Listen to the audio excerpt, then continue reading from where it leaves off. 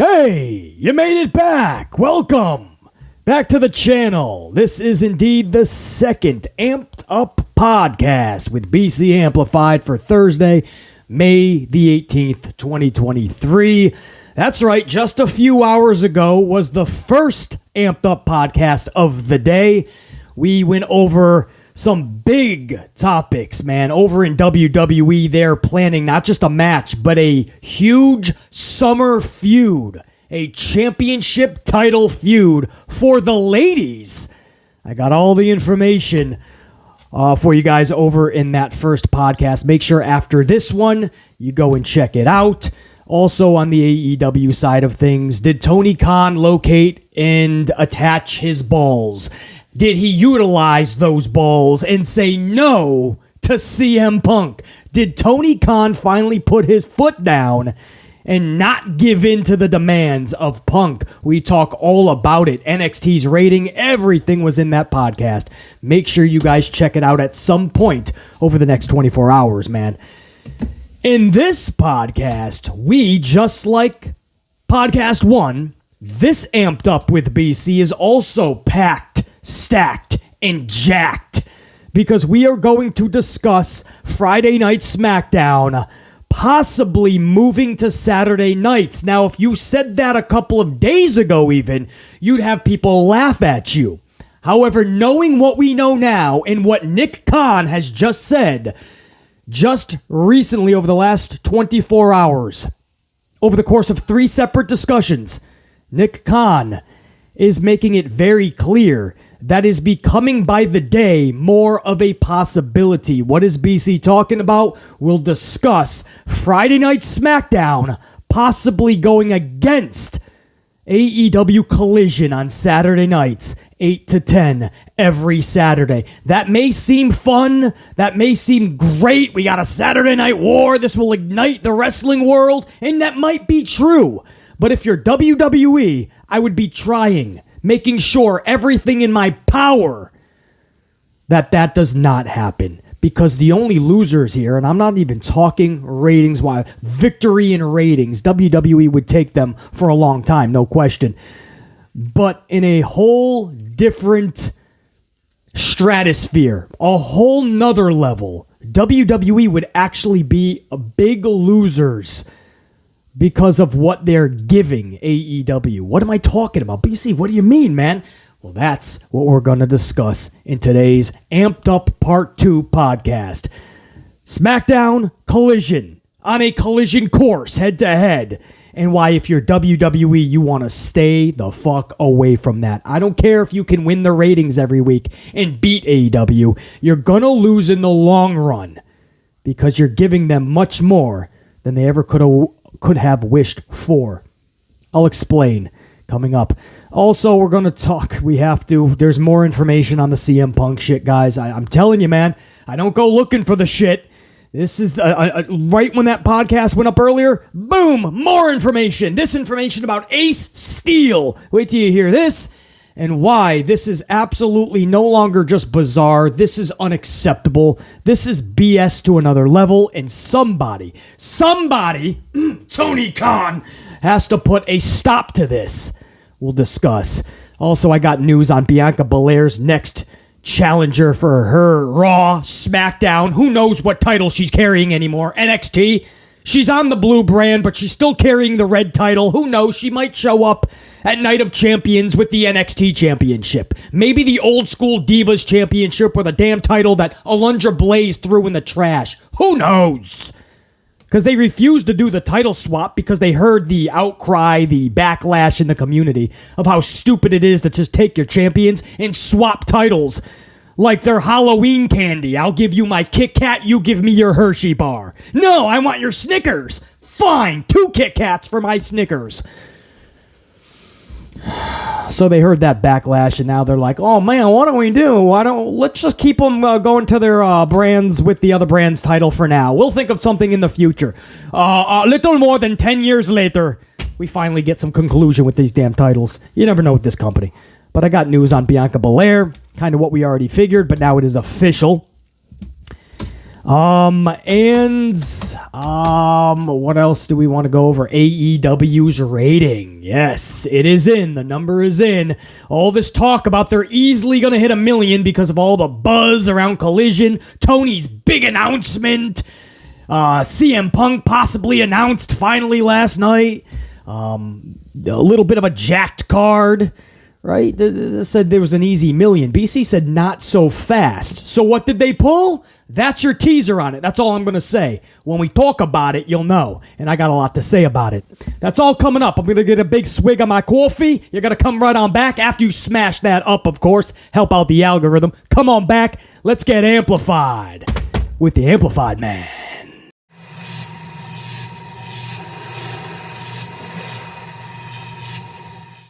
So unit, I want to start right from the jump. There's no time to waste because there's a lot to get to.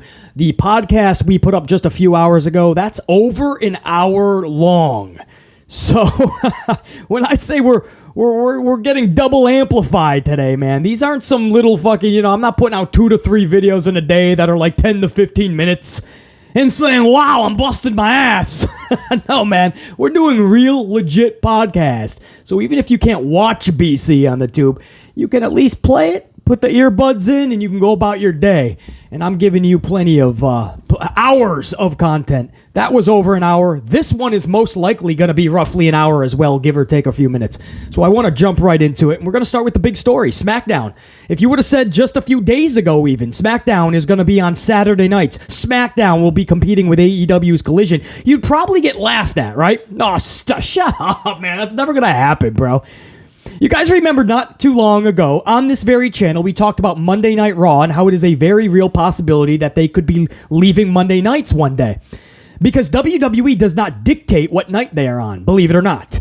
No, the company does not dictate their own show. No, USA Network may not even be able to dictate. Because when the rights are renewed, or rights are totally finished with NBC Universal USA Network, and they go to their new home, whoever's the owner of those rights, guys, they decide. Obviously, there's internal discussion, but the end game here, the buck stops, if you will, with whoever owns those TV rights. They will end up winning, no matter how many discussions you have. They will end up winning. And if you think at a snap of a finger, blink of an eye, drop of a hat, if something isn't going right on Mondays or they need to fill the void on another day, they will absolutely move Monday Night Raw. And that's huge because I always say a lot of us tune in out of habit and hope. Well, there goes the habit of watching every Monday for however many years you guys have been watching. For me, it's been since day one of Monday Night Raw. I've watched them all. There goes the habit, right? Maybe that'll be the final nail in the coffin of a lot of people finally stopping the madness and no longer watching. Maybe that's all they'll need for the boot in the ass. Move the nights, and they will no longer feel like they need to tune in to Raw, no matter what day it's on. But the point is, guys, that's still up in the air. We're talking SmackDown because this arises, or at least the collision, if you will, I'll use a pun, the collision that may happen. From that arises so many interesting concepts and questions.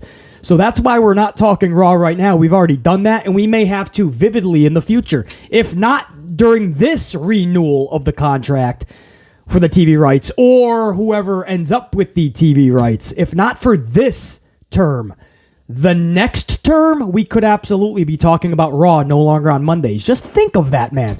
How crazy is that to even think of? Raw, no longer on Mondays. That's another topic. Again, we've touched up on this in the past. We will in the future, no doubt. But SmackDown. You have a new show for All Elite Wrestling coming on 8 to 10 p.m. on Saturday nights. It starts June 17th. Now, if you were to tell me, again, just a few days ago, that SmackDown would be on Saturday nights, I wouldn't totally scoff or laugh like many people because I know the inner workings of how these television rights and deals, how they actually work. I know the inner linings of it.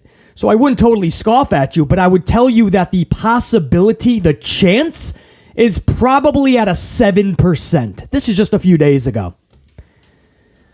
Then you start listening to Nick Khan. Then you start listening to the executives of Fox. And you start to think, well, wait a second. I don't even think this show is going to be a part of Fox by the end of next year. You listen to Nick Khan and you start to say, well, wait a second. This might not even be on cable or broadcast next year. This could be streaming next year. What am I talking about? The executives at Fox are alluding to, nearly straight out telling you that as of now, if Vince McMahon and World Wrestling Entertainment and Endeavor, if they think they're going to raise the fees, the broadcast, the rights fees, if they think they're going to raise them substantially, they're not going to play the game. Fox has already said this in so many ways. They're basically straight out telling you that they're not going to. If they think it's going to substantially raise, they can't do it. They're already $150 million indebted to this deal. That doesn't squarely rest on the shoulders of WWE. I want to make that clear. And I don't want to confuse people with the numbers. There's many reasons why they kind of lost $150 million in this $1 billion plus deal. It's not just WWE, but they are a big reason why Fox has to eat $150 million. And by the way, that has nothing to do with the Disney deal and the acquisitions of Fox and all that. Nothing like that. Or vice versa. It's a separate $150 million. My point is they are not willing to increase these fees substantially at all. They're not even going to play the game. They're going to tell them to walk. And if you guys are wondering, the SmackDown rights fees are up for Fox September 2024. Now, the exclusivity to cut a deal with Fox and Fox be the only one that WWE is talking to, that window has already closed. That shows you that Fox is not messing around. They said, we're not even willing to talk about this then. If you honestly think we're giving you 20-25% of an increase, stop. So the exclusivity ran out. That shows you that Fox is in no rush to reignite some type of deal for a repackaging next September. And it also tells you that they're not worried about anybody else coming in and swooping SmackDown from underneath them. They're not worried at all. I think at this point, Fox is okay, more than okay, maybe just a little bit wanting to cut ties with the WWE. I truly believe that. And they bring in decent ratings. They were at 2.4, 2.5, 2.6 around Mania. Lately, they've been hovering 2.0, 2.1. Product has pretty much been stale. There has been playoffs and this and that as well. So little things contributed to a 2.0, 2.1, but not horrible judging today's pro wrestling ratings anyway. But the losses are huge. The negatives have mounted. And Fox is just not that happy. And when they hear the numbers that are being floated around by McMahon and what they believe Endeavor is going to back, they're not going to play this game, and they told you that. So again, SmackDown ends on Fox September of next year. That's it. The exclusivity for a new package, the window between Fox and WWE solely speaking to just one another, nobody else, that's over with. Anybody can now come in and they can negotiate. So Fox is not going to play this game. Then you listen to Nick Khan recently. This is 3 separate interviews I have heard this guy. The latest was not an interview. I think this was a speech he was giving. Maybe somewhere in Connecticut, New York, somewhere around that area. But he was giving a speech, and this is the 3rd time. This is what caught BC's attention, because this is the 3rd time that Nick Khan is eluding that he will not hesitate, blink of an eye, snap of a finger, drop of a hat, to move SmackDown off of Fridays. It's almost like he's excited to do such. It's almost like he doesn't see as much upgain on a Friday night. And I don't know how much more Saturday night's going to bring either, but if you got that war, it's going to ignite something huge. And that's a mistake by WWE. I'm going to get to that in a few minutes. But it seems like he's giddy to get that off Friday nights. I've always got that sense from Nick Khan, and recently he's really been talking about not worrying at all, almost being excited to move SmackDown off of Fridays. But that's not the story. The most interesting part in all of this is that he keeps speaking about and so highly praising Amazon. Amazon. Streaming, guys. Amazon Prime. And if you're scoffing at that, if you're laughing at that, BC, I know where you're going with this. No, man. They're not going to put that. They're not going to put wrestling on streaming. They wouldn't have SmackDown Weekly on Amazon Prime. Hold up. We also thought we would never see NFL football streaming on Amazon. And now on Thursday nights, the NFL is streaming on Amazon. We also thought there's no way baseball could show up on streaming because not only does ESPN hold the national rights for the big games or Fox like on Saturday afternoons, but each local market is already tied into their local television station. For instance, New York, it's the Yes Network, Yankees and Entertainment Sports. That's where you catch every Yankee game. Boston, it's the NESN channel, right? New England Sports Network. They call it NESN. Your favorite baseball team, you have a station that is designated that they play every game, right? So you have those, and then you have the ESPNs, the Foxes, all those separate deals. There's no way a game can stream on Amazon because now you are taking, and that's paid, that's cable. So we're paying for the Yes Network. We're paying for NESN. We're paying for all of these stations to watch our baseball. Now you want us to pay for a subscription service? Baseball would never do that, right? The Yankees would never do that. The Red Sox would never. Not so fast. Now once a week, you have to have Amazon to watch the Yankees. And it's not just the Yankees, it's other baseball as well. But now the Yankees are on my Yankees. I have to go to Amazon Prime once a week, no longer just the Yes Network. I was told I never have to worry about that. There's no way that they can break away from the Yes contract. No, money talks. And Amazon is ready and willing to spend boatloads. So now on either Wednesdays or Fridays, it always shifts. Wednesdays or Fridays, I get baseball and I have to go to Amazon for it, not the Yes Network. Wednesdays and Fridays. Thursdays, for NFL, you're going to get NFL football. You guys seeing where we're going here? Amazon is easily patenting their stats with sports or sports entertainment, if you will. And they're not at all backing down from any number that these institutions are throwing out there. Do you know how much money the NFL got for this? Do you know how much money Major League Baseball is getting from this?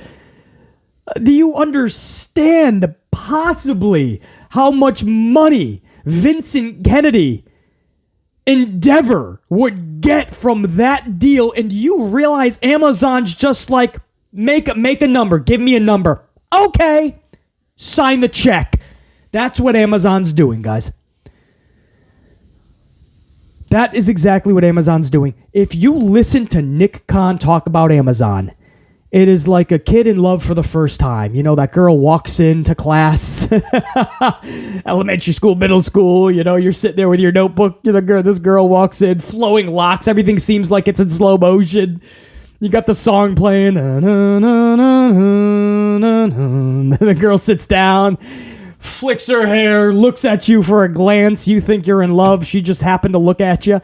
But you're in love, right? This is Nick Khan and how he looks at Amazon. And I'm telling you, it's because he sees Amazon and those locks, those flowing locks, that's money signs. And that's what Nick Khan's seeing. That's what Vincent Kennedy is seeing. That's what Paul Levesque, well, if Paul Levesque's nose, the Pinocchio nose, was not fucking Schnoz McGee, was not right up Vince McMahon's ass, if that wasn't the case, then Paul Levesque would be seeing money signs as well. But he can't see too vividly because his fucking eyeballs are attached to the ass of Vince because his nose is up that shit. Anyway, everybody is seeing money signs, dollar signs, $100 bills, thousands and thousands, billions. That's what Nick Khan is talking about more than anything, Amazon. Now, that's why you should not scoff or laugh at anybody saying, well, they'll never be on Amazon. Not so fast. Look what Amazon is doing with sports just recently. And you're telling me that they will not flatten down $1.5 billion? Take that fucking subsequent fucking 15 to 25%? of a substantial fee increase. They would eat that in a heartbeat to have WWE on Amazon. That would bring a whole new level of recognition to a different side of audience for Amazon Prime. So that's why you shouldn't scoff at that. Now you say, well, BC, what makes you think Saturday night, though, man? That's what I'm not understanding, BC. Glad you asked. First and foremost, let's just say Monday night stay Raw. Whatever new fee they get with whatever other, whoever purchases, we'll just keep it simple. Whoever purchases the rights to Monday Night Raw, because I don't know if it's going to be NBC Universal USA. They're in the same boat where Vince, Endeavor, WWE, they want substantial increase in fees. The problem is the ratings are cascading. The ratings are going down. They're deep diving. Even SmackDown, and that's not too promising for Fox. But for Monday Night Raw, they're sinking. Even when there's no football competition, they're barely out of the 1.6s. Yet again this week with a 1.715. So let's just say USA Network or anybody keeps Raw on Mondays. Monday Night Raw stays Monday Night Raw. Okay, cool. Tuesdays, you have NXT. Clearly, WWE is going to ask for any permission necessary not to compete with themselves, right? You're not going to go and take on your own self. So Tuesday nights, let's just say, for formality reasons, the NXT stays there. Okay, so those 2 nights of WWE programming stays. Wednesdays and Fridays, those are, and again, this is if they're with Amazon, guys. If they're with Amazon, I want to make this point. Because this is what Nick Khan seems to be talking about more and more. It's like they know something, and they're just not giving us all the details yet. And I'm fine with that. You don't want to give out information and ends up being false, and then Nick Khan and everybody looks like idiots. I get it. But it just seems like this is where we're going. SmackDown's next deal could and looks like it's going to be with Amazon. So let's stick with that. Monday, Tuesday stays Raw and NXT on cable. Wednesdays and Fridays, Amazon has a deal with baseball. Not every Wednesday and Friday, but they keep that open. And baseball is a multi-month season. I'm talking it starts in April, and that shit don't end till October. And they're going to be getting playoff games. Guys, Amazon's going to be getting basketball games. Did you guys hear about that? I think is it starting with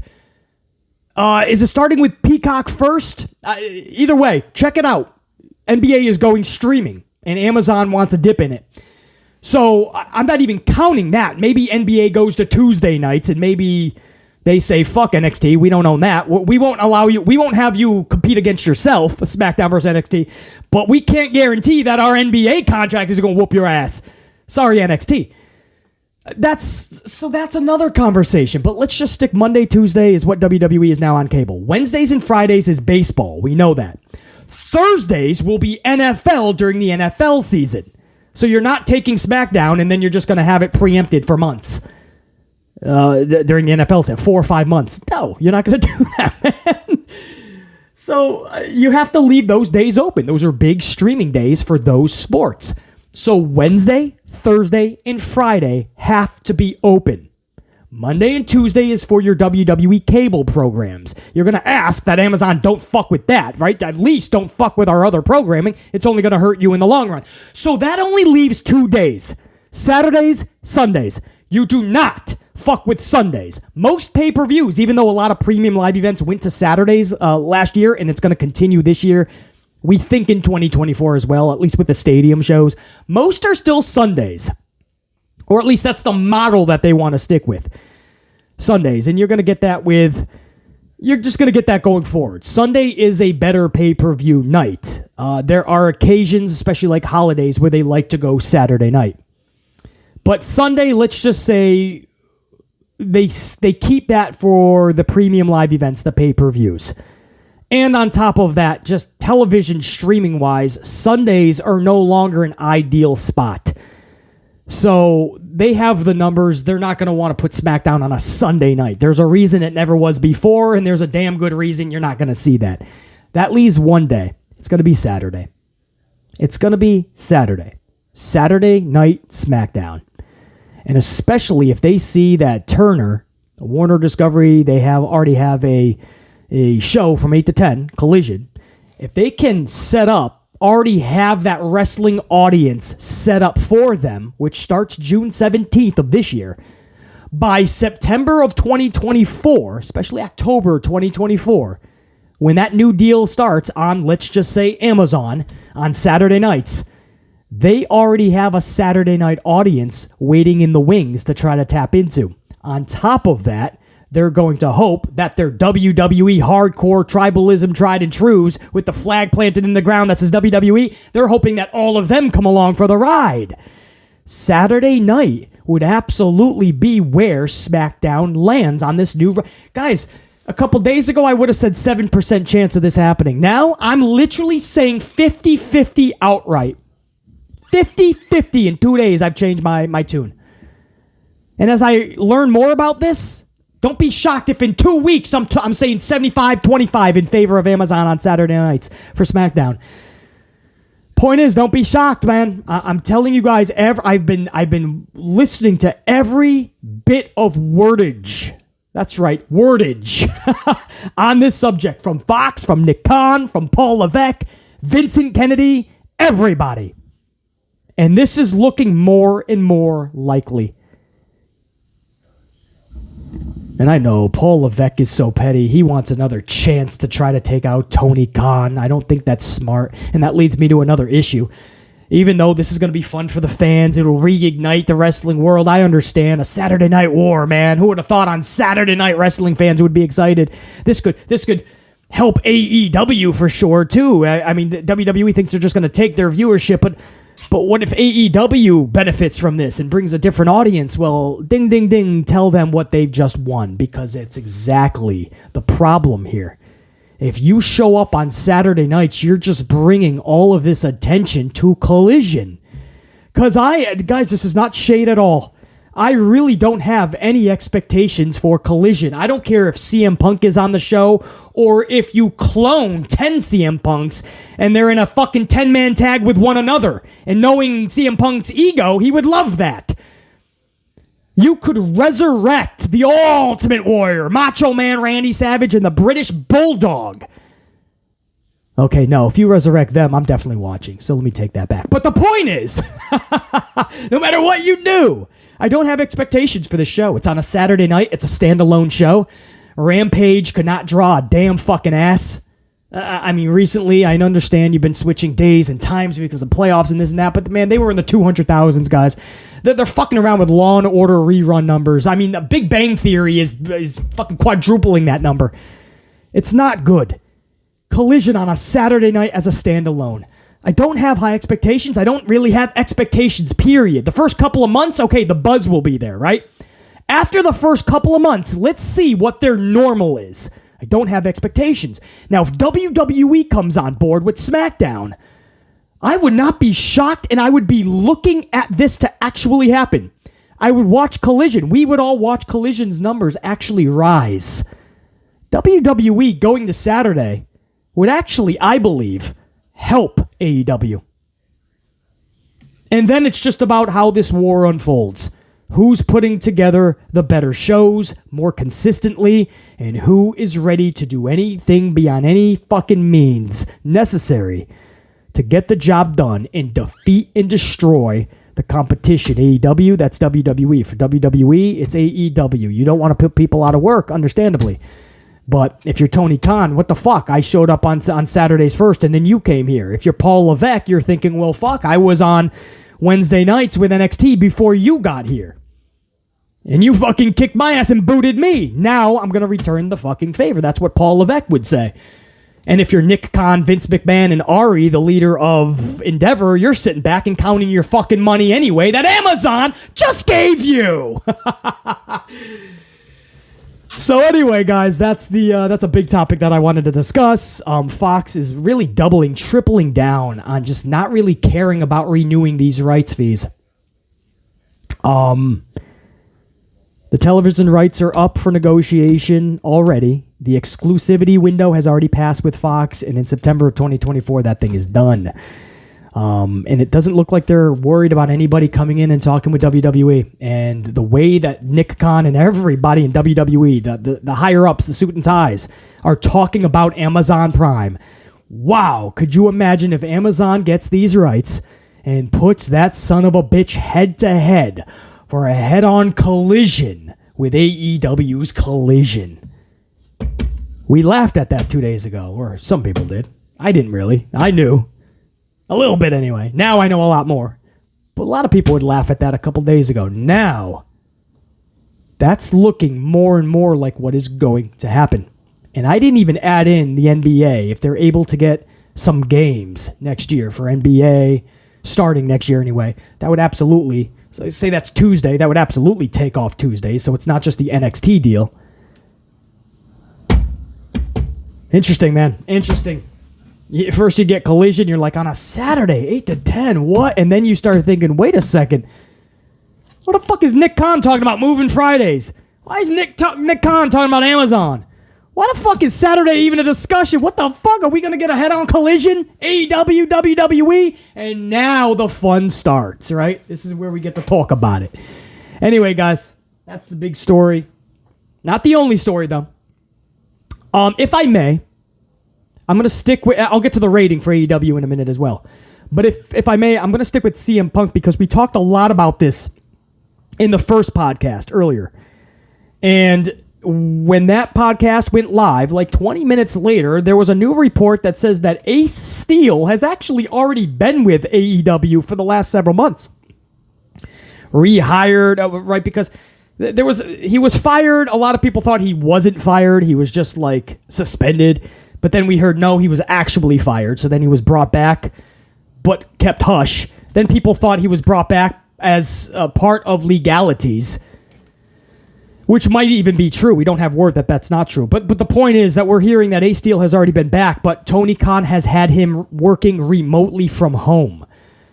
So basically, Tony Khan has been paying Ace Steel to just sit home, twiddle your fucking thumbs, play in traffic, and make pizza bagels, and fucking eat Pop-Tarts all day. And maybe a few Capri Suns.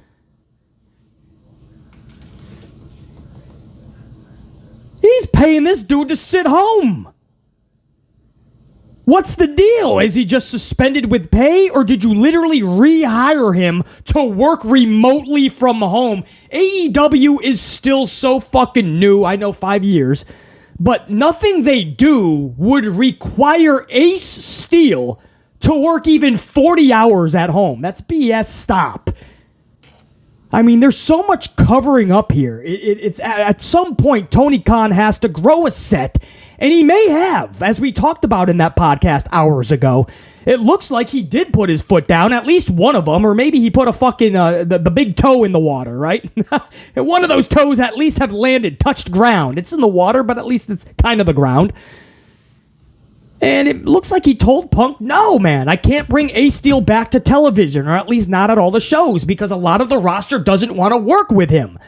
I'm hearing 4 different variations of that story. The one thing they all have in common is everybody is hearing bits and pieces that are all the same. So it's different variations, but there's pieces of every one of those stories that each of their stories has in common. They all have it in their story. So that tells you there's some validity in this. And the reason that everything fell through at the last hour, because Collision was built around Punk. That's why you're getting the roster splits. And if you needed any confirmation, Matt Hardy just confirmed the roster split talk as well. That's exactly what he's hearing as well. He recently just said, and he was very honest in what he said. He said he thinks AEW needs to attract more casual fans to grow, or else they're just not going to grow. I salute Matt Hardy because he's right. He says it's cool that Turner Networks want to double down on pro wrestling and really give the hardcore base more wrestling. But he says it's the casuals, that's the only way they're going to grow. Well, BC told you that too. Great for the hardcore fans, but your company's never going to grow if you don't bring more people on. It's like channel memberships. I love all my channel members from day one. 5 months we've been doing channel members.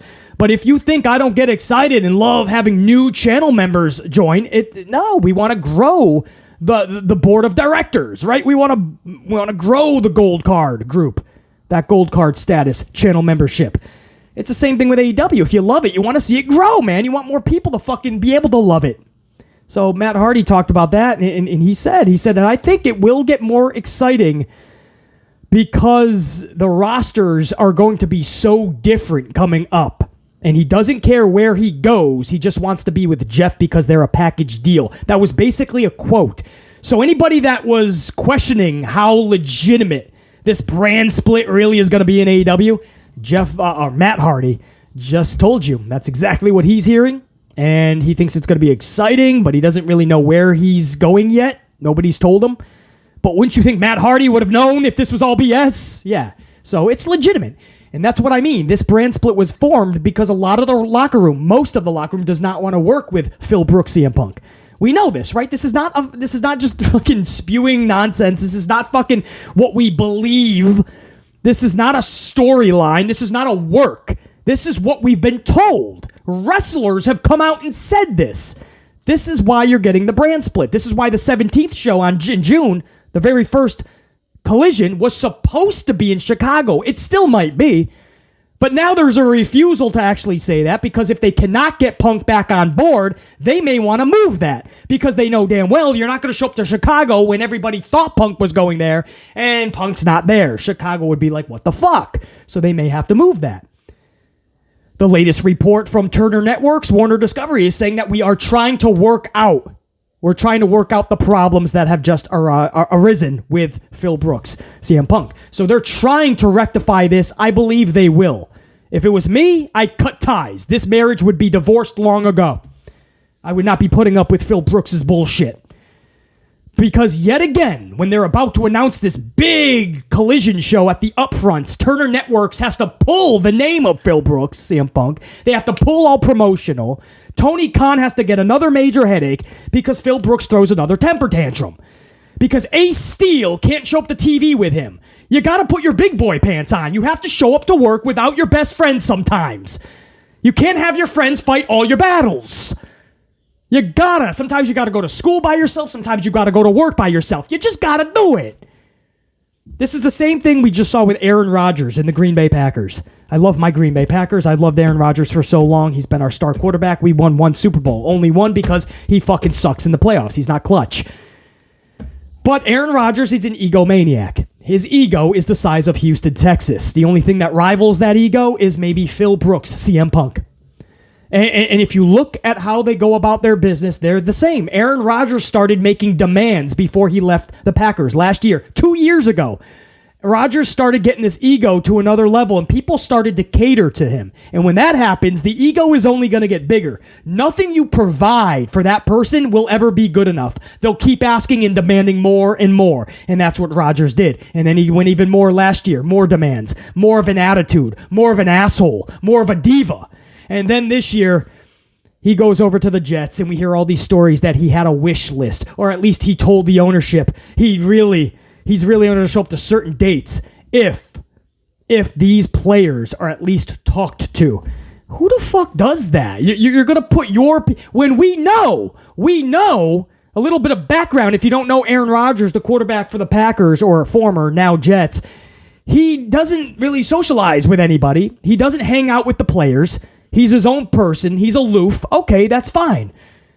But when you're called out on that, and why your teammates don't really have a bond with you, and they don't have too many nice things to say about you because they never hung with you, you never hang around with them, well, don't make it act like they're the reason, right? Oh, you were always willing to, and you have a bunch of friends. Just look. No, he's trying to hire all of his friends. 40-some-odd-year-old Mason Crosby, or at least I believe he is. He's a shell of what he once was. Our former kicker, he wants him back. He wants fucking Alan Lazard, a wide receiver, and they got him. The Jets got him. Not to make this about football, but I'm making a comparison. Aaron Rodgers made management of the Jets at least talk to all of his former friends to bring them back with him. So he doesn't have to make any new friends, or he doesn't have to show anybody that he's willing to hang out. No, he's got his old Packers with him. Now they're Jets. It's the same thing I'm seeing with Phil Brooks, guys. That's my point. Same thing. He refuses to show up. He's not going to do this deal and show up on Collision unless his friend Ace Steel is with him. His first feud, or one of his first big feuds, he wants to be with his good friend Samoa Joe. You guys seeing a trend here? He's surrounding himself with just his core friends, his inner circle. That's fine when you're 12, when you're 18, maybe when you're 21, starting off in the world. When you're a 40-some-odd-year-old man and you've caused this much bullshit, negativity, and toxicity in that locker room, put on a fucking pair, do your apology world tour, set some shit straight with those that will set shit straight with you, and let's conduct business. But do not just conduct business with your own clique, your own friends, because you're being an absolute contradictor. The same things you used to get pissed off about in WWE with the cliques, you're forming your own. You're in Punk's circle or you're not. And if you're not, he flips out. And he's the victim. It's tiresome. Samoa Joe is going to be one of the first feuds for CM Punk we were hearing a couple weeks ago. Why? That makes zero sense. Basically, actually, it does make sense for the following reasons. No, it just doesn't. Dude's in ROH, let him fucking rock. It's sad. I don't think anybody watches this version of ROH. I used to love ROH, but it is what it is. You want him on one of these brands? Awesome. He does not fit into a Phil Brooks story right now. But because they're friends, that's who he wants to work with. He might not show up. He might have ruined the Tony Khan and Turner Network big deal because Ace Steel can't show up to TV. Show up without your buddies. This guy think he's going to get jumped again backstage? Relax. Anyway, that's the news that we got. Ace Steel has evidently already been back, but told to work from home. Because Tony doesn't want him at TV. Too much animosity, too much bad blood, too much friction. Too many people don't like Ace Steel right now, just like Punk. So he was told to stay home. And maybe you can come back at collisions, but Punk is supposed to, at times, show up to Dynamite. What are you going to do? Through the back door? Are you going to have him hidden on the bus like WWE does? They did it with Cody when he came back and so many others, the Hardy Boys. You hide them on the bus all day, and then when it's their segment, they run out through the back door. They do their segment. They go back through the back door, onto the bus, and they're gone. But and then Ace Steel can't go with him. And Punk, and this is where loyalists to Punk say, well, that's because Punk is loyal to his friends. Okay, that's great. So is BC. So is many of you. But he's not a fucking dog. He's not a chow chow. You're not supposed to loyalty is one thing. That's one thing. Look at what happened. Look at your role in all of this. And look at the money that's still on the table. You can't hold companies and large conglomerates hostage like this because your friend can't show up to every event with you. You're going to have to make sacrifices. You're not always going to be the victim. You got to make sacrifices. You can't always be the diva.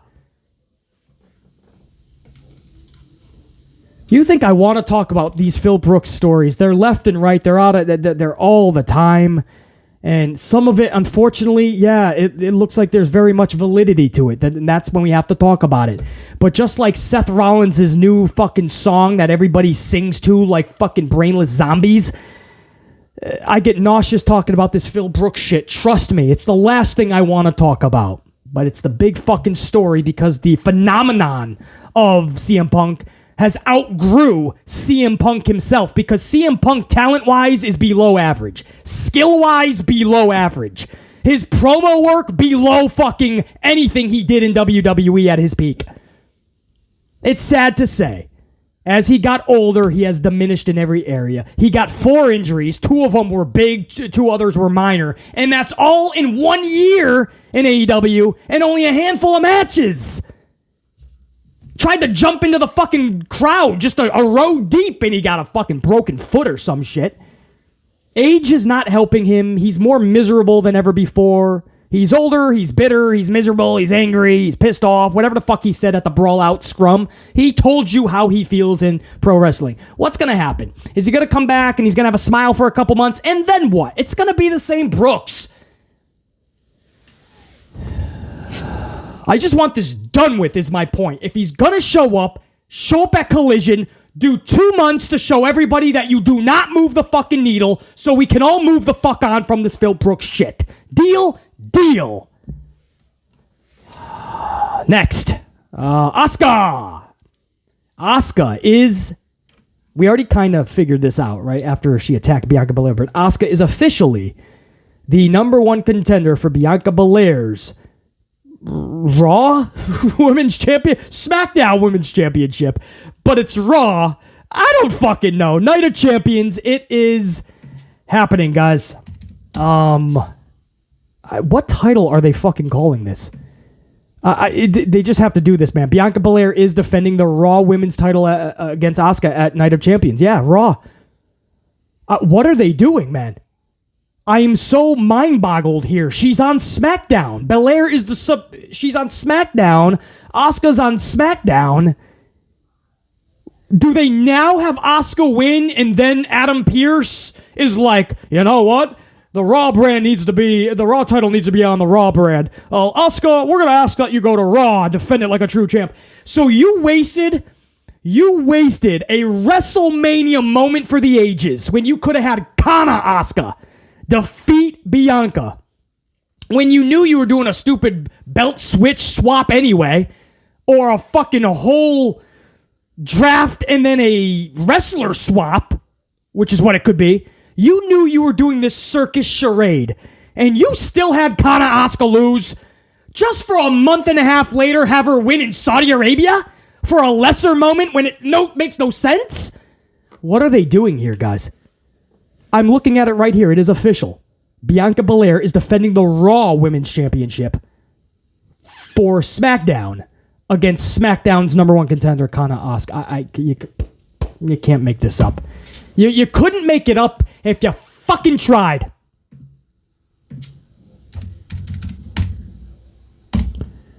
I'm trying to be wrong here. I'm trying for anything, right? I'm clicking shit. No, that's...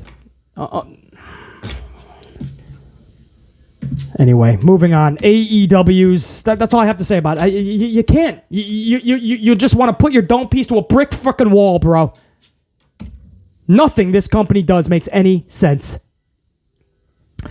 I want to move on to AEW's Dynamite rating. Now, this is one of those deals where everybody thought this was going to be an easy million. Easy peasy, lemon squeezy.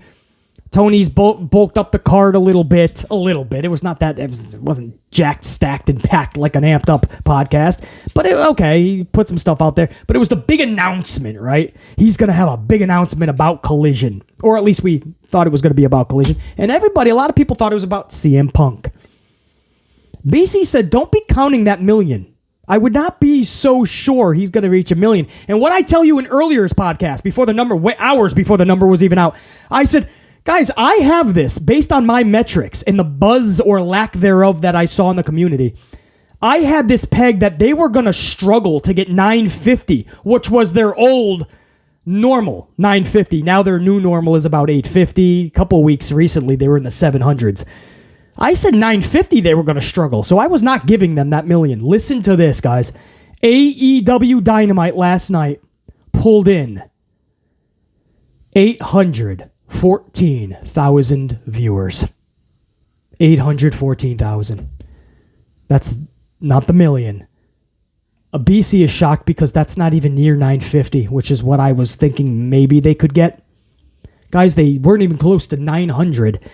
This is one of their lowest ratings of all time. Again, they were in 700. They got dinged up a little bit for playoffs, and it just happened to be one of their worst shows in a long time 2 weeks ago, and they pulled into the 700s. Last week, they had one of their better shows that I've seen in a long time, and guess what happened? When you produce good content, a good show, fans are going to come back. That's what happens, right? And what happened? We all talked about how, hey, that was actually a decent to even good Dynamite. What happened? They brought in 100,000 viewers back. They pulled in an 877,000 last week. This week was even the announcement, which failed to announce anything new. Nothing you couldn't have put in a press release. So Tony Khan, once again, was the boy that cried wolf. I have a major announcement, and he didn't announce a major announcement. He said words that should have been on a press release. Most of those words were already in a press release or regurgitated by Turner Networks. President Solarnis. So now you have 814, right? 814. So you went from 877 last week Nice bounce back from the 776, whatever it was. They got 100,000 back. And now you take that 877 last week and you fell to 814 in 1 week. 24, 34, 44, 54, 64, 74. I don't know why my Steiner math has failed me here, but let's try this again. 877 last week, 814,000 this week. So what's the difference? 24, 34, 44, 54, 64, 74. So that's 60,000 plus 3 to 77. 63,000 is the difference. 877,000 last week, 814,000 this week. 63,000 viewers said check you. I said earlier in the podcast, when WWE is doing really good, everybody benefits. Every brand, every promotion. I said when WWE is doing shitty, usually every promotion, the shit trickles downhill, downstream. And every other promotion, unfortunately, has to feel the side effects. I thought NXT was actually decent this week from what I saw, and they lost tens of thousands. AEW I didn't think was that good, but I thought the announcement was enough to get them over a hump of at least 900,000. But WWE Raw lost 70,000 viewers this week. WWE Raw lost 70,000. AEW lost 63,000. NXT lost 30 some odd thousand, 20 to 25 to 30,000, something like that. We went over it in the earlier stream. My point is, every promotion, every brand, everybody lost tens of thousands of viewers.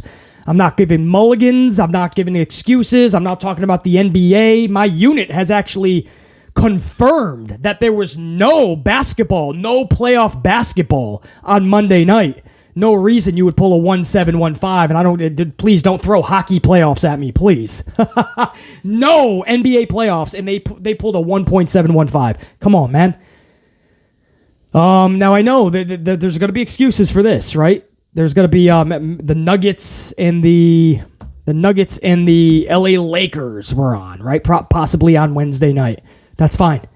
814. Guys, your new normal is 850. Your new normal is no longer 950. You haven't even come close to 950 in the longest time. 850. The bottom tier of your peak niche audience is your new normal. And you didn't even touch that. You lost that by tens of thousands. If you are a tried and true diehard AEW fan, you know that is not a good number. This has been a rough several months ratings-wise. And coming in for Collision, this is not how you want to be starting this process. Because now you're even asking a CM Punk to what? Dig you out of what hole? What do you think Punk's going to give you? Back to a 1-4-1-5? Is that going to be the same debut number of when he first debuted in AEW? I think that was a Rampage in Chicago, not a Dynamite, but it was like a 1-4, was it not? Or was that a 1-2? The highest Dynamite might have been a 1-4. Maybe that was a 1-2. My point is, okay, are you trying to get back to those numbers? Is that what we are going to call success? And if that's the case, then you're admitting that there's been no company growth over the whole span of the CM Punk contract. We're right back where we started years ago with the 1-2-1-4.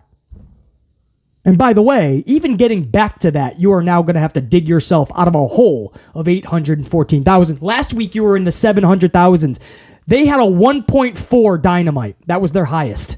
That might have been their debut. And ever since, less than 5 years later, they've literally cut their audience in half last week at 700 some odd thousand. That's literally half of 1.4. That's what they pulled last week. This week, at least they're at 814, but they fell off from the 877 last week. The consistency, there is none. And that means that a lot of fans do not look at AEW as must-see TV. That's a problem, because we already look at Monday Night Raw like that. We were hoping for better from AEW. And now they're going to have a 2-hour show on Saturday nights when you're barely keeping the interest of your Wednesday night flagship show.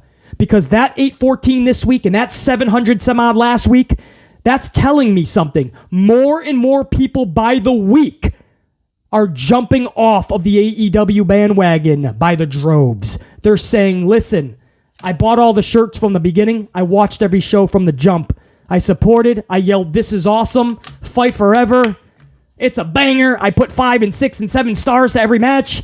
But it's just not entertaining me anymore. It's not fun anymore. It's not what I like. I'm switching the channel. And that's what these numbers are telling us. When you say ratings don't matter, that's because you're not looking at the ratings. If you were watching these ratings unfold, oh, do they matter more than any other metric to tell us what works and what doesn't in the television world. My name's BC Amplified. This has been the Amed Up Podcast for Thursday, May the 18th, 2023, the second of two. Make sure you catch that first one we put out a little bit earlier. Big time day on the channel, and I appreciate every single one of you that caught both. And if you caught both podcasts and listened to every minute from minute 1 to the final minute on both, bro, you are next level badass. My type of peeps. Salute to every single one of you, my entire red team, man. Especially my gold unit, my channel members, all of my gold card members. I can't tell you how amazing it is every time I see those green names and those gold cards after your name, man. That's what makes all of this worth it. I appreciate all of the support, man. Whether you're gold status or not, because what I appreciate the most is helping the channel in the easiest of ways, the most simplistic of ways, smashing that up. And that doesn't take any type of membership. That's literally totally free. You just smash the up, give it a Batista bomb, a super kick, a sharpshooter, do what you got to do, a leg drop, a power press, give it the bank statement. Don't give it a figure 8 leg lock, please. We're not going to be doing any woos here.